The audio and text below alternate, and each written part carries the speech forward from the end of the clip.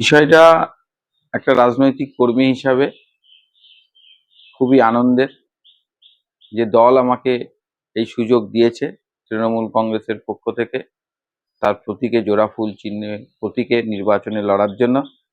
মমতা ব্যানার্জির কাছে, অভিষেক ব্যানার্জির কাছে আমি চিরকৃতজ্ঞ তার আমাকে এই সুযোগ দেওয়ার জন্য।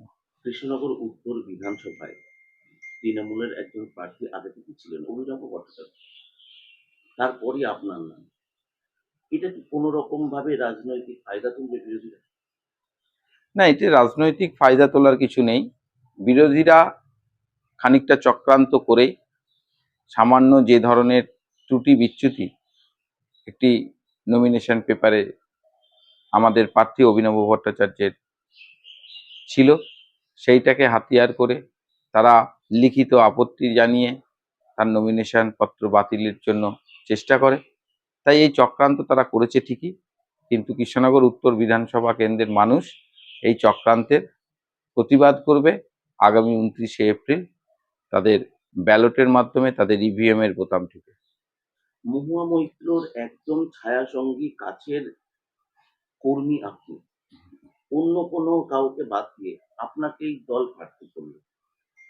বিরোধীরা প্রচার করছে মহুয়ার কাছের বলেই আপনি টিকিটটা করছেন। এটা ঠিক নয়। আমি রাজনীতিতে সকলেরই কাছের। আপনারা সাংবাদিক মহল থেকে শুরু করে কৃষ্ণনগর শহরের সকল মানুষই জানেন যে কারোর সাথেই আমার কোনো দূরত্ব নেই। আমি প্রত্যেকেরই কাছের মানুষ, কাজের মানুষ হিসেবেই পরিচিত। প্রত্যেকের কাছে আমি গ্রহণযোগ্য ব্যক্তি। তার কারণ কোনো ব্যক্তি বিশেষের সাথে আমার কোনো বিশেষ ঝামেলা বা কোনো ধরনের প্রবলেম আমার কোনোদিনই ছিল না, আজও নেই।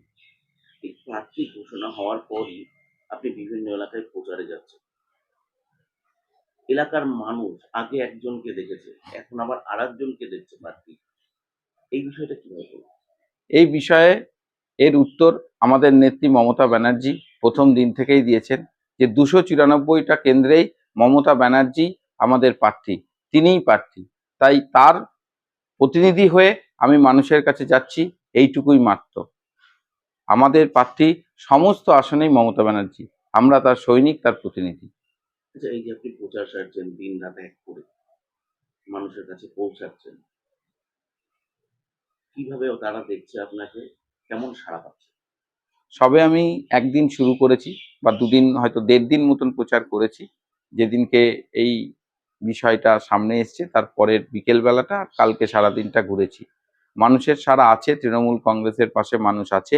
বিজেপির যে অত্যাচার এবং নির্বাচন কমিশনকে নিয়ে বিজেপির সাধারণ মানুষের উপর যে অত্যাচার করছে বা কন্টিনিউ করছে, এখনো চালিয়ে যাচ্ছে এসআইআর এর নাম করে।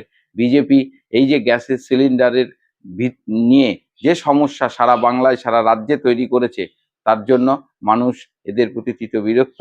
মানুষ চাইছে না যে বিজেপি কোনোভাবে ক্ষমতায় আসুক। তাই সকল সাধারণ মানুষ, জনসাধারণ তৃণমূলের সাথেই আছে, আমাদের সাথেই আছে। কালকে আপনাকে দেখলাম প্রচারে অভিনব আপনার সঙ্গী ছিল। অভিনব থাকাতে কি আপনার মাইলেজটা বাড়বে না কমবে? দেখুন, রাজনীতিতে সবসময় পাশের সহকর্মী থাকাটা একজন রাজনৈতিক ব্যক্তিত্বের মাইলেজ বাড়িয়েই দেয়। তাই অবশ্যই অভিনব আমাদের 15-20 দিন ধরে সে প্রচার করেছে, মানুষের কাছে পৌঁছেছে, তৃণমূলের প্রতিনিধি হিসেবে মানুষের কাছে গেছে। তো আমার সঙ্গেও সে থাকবে, আমার প্রার্থীর সঙ্গে থাকবে, তৃণমূলের সঙ্গে সে ছিল, তৃণমূলের সঙ্গে সে থাকবে। এটা তো খুব স্বাভাবিক। এবং আমার নির্বাচনে সমস্ত কাজও সে দেখভাল করবে, কারণ সেই নির্বাচন কমিটির চেয়ারম্যান দল তাকে দায়িত্ব দিয়েছে। কৃষ্ণনগর উত্তর বিধানসভায় তৃণমূলের এই যে গোষ্ঠীদ্বন্দ্ব, যার জন্য পৌরসভাটা পর্যন্ত হাতছাড়া হয়েছে, ভোটে কি এর কোনো প্রভাব পড়বে? দেখুন, সেটা একটা ঘটনা বা ইতিহাস ছিল, অনেক দিন আগেকার ঘটনা। প্রত্যেকেই নিজের নিজের জায়গায় দলীয় প্রার্থীকে নির্বাচিত করে মমতা ব্যানার্জির হাত শক্ত করবে। কারণ আপনারা যেটাকে গোষ্ঠী কোন্দল বলছেন, তারা কিন্তু প্রত্যেকেই তৃণমূলের সৈনিক, আজও তারা তৃণমূলেই আছে এবং মমতা ব্যানার্জির নেতৃত্বে, অভিষেক ব্যানার্জির নেতৃত্বে তারা কিন্তু কাজ করছে। তাই আমার আশা এবং আমি বিশ্বাস করি, আমার এটা উপলব্ধি আছে যে তারা প্রত্যেকেই তৃণমূল কংগ্রেসের প্রার্থী হিসাবে আমার পাশে থাকবে এবং আমাদের সঙ্গে একসাথেই আমরা নির্বাচন করছি এবং করব। খবরের কাগজ, সোশ্যাল মিডিয়ায় দেখা যাচ্ছে আপনার যে প্রতিপক্ষ বিজেপির প্রার্থী, তিনি তার মাকে ভাত পর্যন্ত দিতেন না। এই বিষয়টাকে আপনি কি হাতিয়ার করে এগোবেন? দেখুন, কারোর ব্যক্তিগত জীবনে বা ব্যক্তিগত বিষয় নিয়ে মন্তব্য করার আমার উচিত না, বা আমি মনে করি যে সেটা সঠিক না। তবুও আমি বলবো, যে ছেলে নিজের মাকে সম্মান দেয় না বা নিজের মায়ের দেখাশোনা করে না, সে দেশের অন্য মায়েদের কি দেখাশোনা করবে? যিনি নিজের মাকে দেখেন না, আমি মনে করি তিনি ভারত মাকেও দেখতে পারবেন না। কৃষ্ণনগর উত্তর বিধানসভায় এসআইআর এর ফলে অনেক নাম কাটা গেছে। এর আগে তিনি জেলা সভাপতি মোহাম্মদ ছিলেন। এতে কি আপনার তৃণমূল ভোট ব্যাংকে কোনো বাধা সৃষ্টি হবে? দেখুন, নাম কাটাতে আমার ভোট ব্যাংকে বাধা সৃষ্টি হবে বা নাম কাটাতে আমার ভোট ব্যাংক বাড়বে, আমরা এই তত্ত্বে বিশ্বাসী নই। মমতা ব্যানার্জি প্রথম দিন থেকে বলেছেন যে একজন বৈধ ভোটারের নামও যেন বাদ না যায়, এবং সেই লক্ষ্যে আমরা তৃণমূলের সৈনিক হিসেবে এসআইআর এর সম্পূর্ণ প্রক্রিয়ায় বিভিন্নভাবে কাজ করেছি, মানুষের পাশে থেকেছি, যাতে তারা সঠিকভাবে নামটা তুলতে পারে, রাখতে পারে।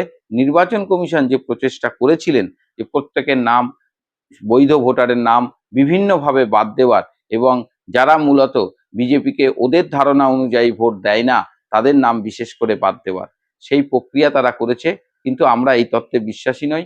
আমরা মনে করি মানুষের যে এসআইআর কে কেন্দ্র করে সামগ্রিক যে সমস্যার মধ্যে তাদেরকে পড়তে হয়েছে, তারা সেই সমস্যা থেকে বেরিয়ে এসে তৃণমূলের পাশে থেকে তৃণমূলকে নির্বাচিত করবে, যাতে আগামী দিনে নির্বাচন কমিশন এবং বিজেপি এই ধরনের পদক্ষেপ করার আগে একবার চিন্তা করে ভাবে। এই যে অভিনব ভট্টাচার্য তৈরি করে দেওয়া যে মাঠ, সেই মাঠে কি আপনি গোল দিতে পারবেন? দেখুন, অবশ্যই আমি এবং অভিনব দুজনে মিলে এই লড়াইয়ে আছি, এবং আমরা গোল অবশ্যই দেব। কৃষ্ণনগরের মানুষ কেন আপনাকে ভোট দেবে? আমি কৃষ্ণনগরের ছেলে, কৃষ্ণনগরের মানুষের কাছে থাকি, সব সময় আমাকে তারা পাবে।